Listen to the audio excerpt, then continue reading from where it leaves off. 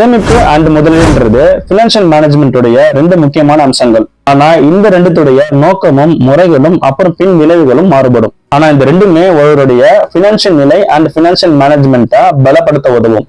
இந்த வீடியோவில் நாம சேமிப்பு அண்ட் முதலீடுகளுடைய அடிப்படைகள், வேறுபாடுகள் மற்றும் முக்கியமான அம்சங்களை விரிவா பார்க்க போறோம். அதெல்லாம் என்னன்னு தெரிஞ்சுக்கணும்னா வீடியோவை ஸ்கிப் பண்ணாம ஃபுல்லா பாருங்க.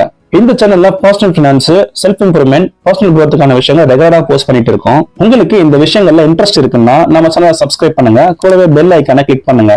ஏன்னா நீங்க ஞாபகம் வச்சுக்கிற அளவுக்கு நம்ம சேனல் நேம் யூனிக்கானது இல்ல. சேனல்ல பர்சனல் குரோத்துக்கான இன்ஃபர்மேஷன் ரெகுலரா போஸ்ட் பண்ணிட்டு இருக்கோம். வாங்க வீடியோக்குள்ள போகலாம். சேமிப்புன்றது ஒரு செயல். பொதுவான தேவைக்கோ இல்ல தற்காலிக தேவைக்கோ அல்லது அவசர தேவைக்கோ நிதியை, அதாவது பணத்தை சேமிக்க உதவுற ஒரு செயல். இந்த சேமிப்போட வேலை என்னன்னா, விலை உயர்வு, மருத்துவ தேவை இல்ல வேறுபட்ட அவசர தேவைக்கு உதவுற ஒரு விஷயமா இருக்கு. நம்பர் 2, பணத்தை நம்ம பாதுகாப்பான முறையில சேமிச்சு வைக்கிறோம். நமக்கு ஒரு தேவைன்னு வரும்போது அந்த பணம் நமக்கு உதவ பாதுகாப்பா வந்து நிற்கும்.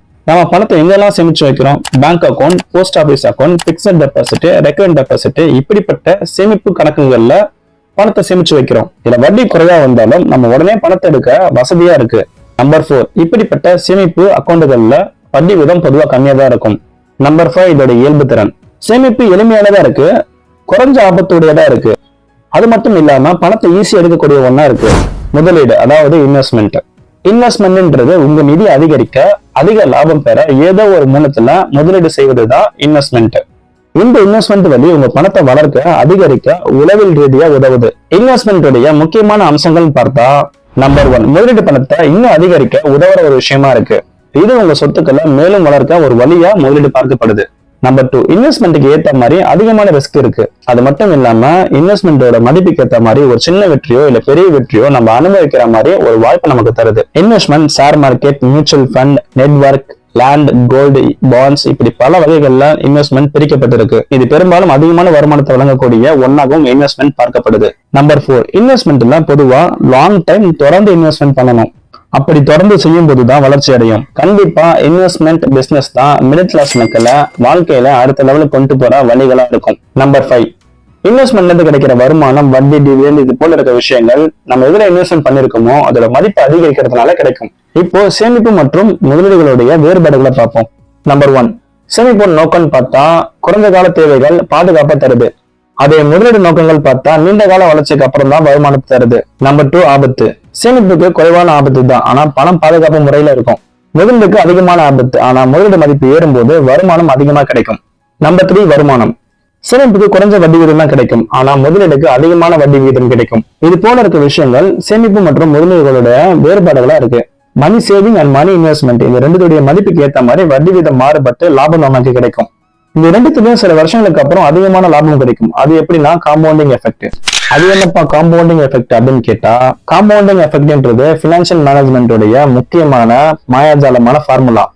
இது சேமிப்பு மற்றும் முதலீடுடைய வளர்ச்சியை ரொம்ப அதிகமா இம்ப்ரூவ் பண்ற ஒரு எஃபெக்ட் தான் இந்த காம்பவுண்டிங் எஃபெக்ட். காம்பவுண்டிங் எஃபெக்டோட அடிப்படை என்னன்னா, காம்பவுண்டிங் எஃபெக்ட் என்பது முதன்மை தொகைக்கு சேர்க்கப்படும் வட்டி வீதம் அடிப்படையில புதிய வட்டியை உருவாக்கும் முறை. அதாவது வட்டி மேல வட்டின்னு கேள்விப்பட்டிருப்பீங்களா, அதான் இது. எக்ஸாம்பிளுக்கு நீங்க 10% வட்டி வீதம் தரக்கூடிய ஒரு இன்வெஸ்ட்மெண்ட் பிளான்ல 10,000 இன்வெஸ்ட்மெண்ட் செஞ்சிருக்கீங்கன்னா ஒரு வருஷத்துக்கு அப்புறம் 1000 ரூபாய் வட்டி கிடைச்சிருக்கும். அப்போ 11,000 ரூபாய் மாறி இருக்கும். 2 வருஷத்துல 1000 ரூபாய் வர வேண்டிய இடத்துல 1100 ரூபாய் வரும். இதான் வட்டி மேல வட்டி. நம்பர் 2, பணத்தோட வளர்ச்சி. காம்பவுண்டிங் எஃபெக்ட் மூலம் உங்க முதலீட்டோடைய வளர்ச்சி வேகமா இருக்கும். நம்பர் 3, நேரம் மற்றும் வளர்ச்சி. இந்த காம்பவுண்ட் எஃபெக்ட் உடைய பலன்களை நீங்க அனுபவிக்கணும்னா பொறுமை இருக்கணும். அப்புறம் லாங் டேர்ம் இன்வெஸ்ட்மெண்ட் பண்ணணும். லாங் டேர்ம் இன்வெஸ்ட்மெண்ட் பண்றதுனால இந்த காம்பவுண்ட் எஃபெக்ட் உடைய அதிகமான அளவுல இருக்க பெனிஃபிட் உங்களுக்கு கிடைக்கும். 1 லட்சம் ரூபாவை 10 வருஷத்துக்கு 12% வட்டியில முதலீடு செஞ்சிருக்கீங்கன்னா 10 வருஷத்துக்கு அப்புறம் 2,10,585 ரூபாய் உங்களுக்கு எக்ஸ்ட்ரா கிடைச்சிருக்கும். டோட்டலா 3,10,585 ரூபாய் உங்ககிட்ட இருக்கும். நம்பர் 4, இன்வெஸ்ட்மெண்ட் பண்ண பணத்தை குறைஞ்ச கால நேரத்தில் நீங்க எடுத்துட்டீங்கன்னா இதோட பலனை நீங்க அதிகமா அனுபவிக்க முடியாது. நம்பர் 5, வட்டி வீதம். ஒவ்வொரு இன்வெஸ்ட்மெண்ட்டுக்கும் வட்டி வீதம் மாறுபடும். அதனால காம்பவுண்ட் எஃபெக்ட் உடைய வட்டி வீதமும் மாறுபடும். நீங்க 10% தரும்போது இதுல இன்வெஸ்ட்மெண்ட் பண்ணிட்டு 10 வருஷத்துக்கு அப்புறம் 15% இன்வெஸ்ட்மெண்ட் பண்ணிருக்காரு, அவருடைய கம்பேர் பண்ணி நீங்க அவருக்கு வந்த அளவுக்கு ஏன் எனக்கு வருமானம் வரலன்னு சொல்லி நீங்க கேட்கவும் கூடாது, வருத்தப்படவும் கூடாது. எக்ஸாம்பிளுக்கு A%, B% இன்வெஸ்ட்மெண்ட் பண்ண அமௌண்ட் ஒரே அமௌண்டா இருந்தாலும் அவங்களோட வட்டி வீதம் மாறுபடுனா 10 வருஷத்துக்கு அப்புறம் 2 பேருக்கு கிடைக்கிற லாபமும் வேற வேறையா இருக்கும். இந்த இடத்துல அதிகமான வட்டி வீதம் அதிகமான வளர்ச்சியை கொடுக்கும் தெரியுது.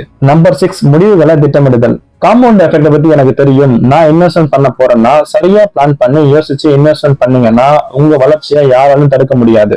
ஆனா தப்பான பிளான் உங்களுக்கு கிடைக்க வேண்டிய லாபத்தை குறைச்சிடும். காம்பவுண்ட் எஃபெக்ட் உடைய சில உதாரணங்கள். காம்பவுண்டிங் எஃபெக்ட் எங்கெல்லாம் வேலை செய்யுது? நம்பர் 1, வங்கி சேமிப்பு கணக்குகள். Saving account, fixed deposit, recurrent deposit, இது போல இருக்க விஷயங்கள்ல காம்பவுண்டிங் எஃபெக்ட் யூஸ் பண்ணப்படுது.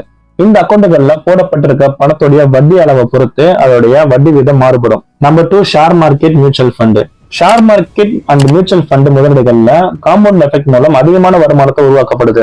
ஆனா இந்த இன்வெஸ்ட்மெண்டோடைய லாபங்கள் லாங் டர்ம் அடிப்படையில தான் நமக்கு கிடைக்குது. முன்னாடியே சொன்ன மாதிரி காம்பவுண்டிங் எஃபெக்ட் பினான்சியல் மேனேஜ்மெண்டோடைய ஒரு மாயஜாலமான ஃபார்முலா. இது லாங் டர்ம் இன்வெஸ்ட்மெண்ட் வளர்ச்சியோட வெற்றியை உறுதிப்படுத்துது. தொடர்ந்து லாங் டைம்ல இன்வெஸ்ட்மெண்ட் பண்ணா மிகப்பெரிய பெனிஃபிட்டை காம்பவுண்ட் எஃபெக்ட் மூலம் நம்ம பெறலாம். All the best. அகைன் இந்த வீடியோ ஒரு முறைக்கு 2 முறை திரும்பி பாருங்க. சொல்லப்பட்டிருக்க விஷயங்கள்லாம் உங்களுக்கு புரியுற மாதிரி ஷார்ட்டா எழுதி வச்சுக்கோங்க. அப்போ உங்க ஞாபகத்துல இந்த விஷயங்கள்லாம் இருக்கும். டிஸ்கிரிப்ஷன்ல மத்த பினான்சியல் வீடியோக்கான லிங்க் கொடுத்துருக்கேன், செக் பண்ணி பாருங்க. நீங்க இந்த சேனல் இப்பதான் ஃபர்ஸ்ட் டைம் பாத்தீங்கன்னா சப்ஸ்கிரைப் பண்ணுங்க. இந்த இன்ஃபர்மேஷன் உங்களுக்கு உதவியா இருக்குன்னா மத்தவங்களும் தெரிஞ்சுக்க வீடியோக்கு லைக் பண்ணுங்க. உங்க கருத்துக்கள்லாம் கமெண்ட்ல சொல்லுங்க, எல்லாருக்கும் உதவியா இருக்கும். லாஸ்டா தேங்க்ஸ் ஃபார் வாட்சிங்.